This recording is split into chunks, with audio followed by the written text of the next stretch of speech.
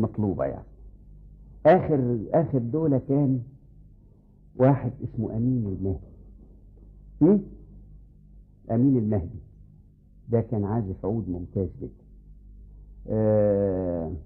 دلوقتي ما بقاش فيه عازفين كويسين، أما آلة العود هتبقى. وبعدين إحنا لما بنعمل لحن لفرقة مثلا ممكن يكون عددها 200 أو 200 300، اللي بيصممها أصلا العود. أيوة. في دلوقتي ممكن يتحدى أي عازف غربي، إن شاء الله يكون على الهارد، إن شاء الله يكون على الجيتار، إن شاء الله أيا كان يعني. أنا سمعت فنان اسمه جميل بشير. أيوه حقيقي هذا الرجل بيعزف عود بشكل متطور ومشرف لنا كعرب، وعجبني. آلة العود هتبقى هي يمكن اللي بيقولوا اللي ما بيحطوش العود في الفرقة يعني. أيوه ده ضعف منهم يعني، بعتقد هذا. طيب الحقيقة الفنان الكبير جميل بشير موجود معنا في الاستوديو، وهي فرصة والله كويس حلوة كتير. انه تفضل استاذ جميل، تفضل. كويس والله. اهلا اهلا اهلا اهلا بيك.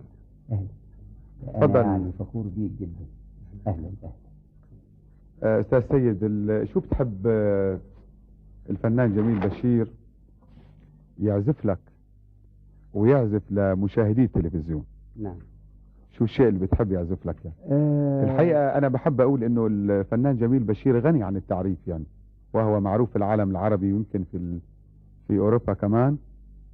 معروف ومشهور بالعزف على العود. يمكن أستاذ جميل بحب أسألك، أنتوا عائلة فنية يعني، في جميل وفي منير، ما هيك؟ طب شو سر اهتمامك بآلة العود بالذات؟ ايوه، اهتمامك بآلة العود. انه ولعب آلة العود. ولعك بآلة العود. طيب استاذ سيد، الفنان جميل ما هو قاعد جنبك. نعم. وشو بتحب يعزف لك؟ ممكن يعزف. انا يعني مش عايز احدده، عاوز اترك لخياله العنان يعني. التقاسيم. طيب هو بس في عندنا مشكلة، لو ما بعرف اذا الصوت كويس بالنسبة للاستاذ جميل. تفضل استاذ جميل، نجرب الميكروفون. ايوه. طب يجي مكاني وتقعد مكانه. يجي مكاني. طيب. لا كويس بالنسبه للمكان كويس خلاص. بس بالنسبه للميكروفون ما اعرف كويس. الميكروفون والله ما بعرف اذا كان الصوت كويس ولا لا. كويس. لا واضح ان الميكروفون امير يعني ظريف.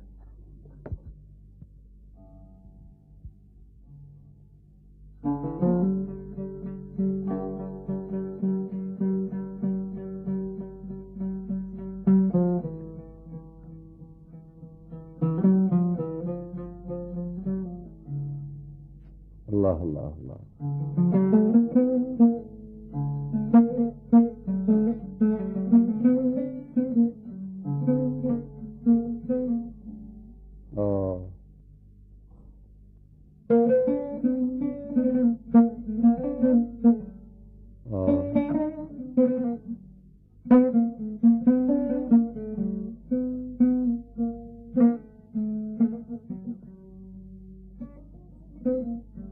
الله الله الله.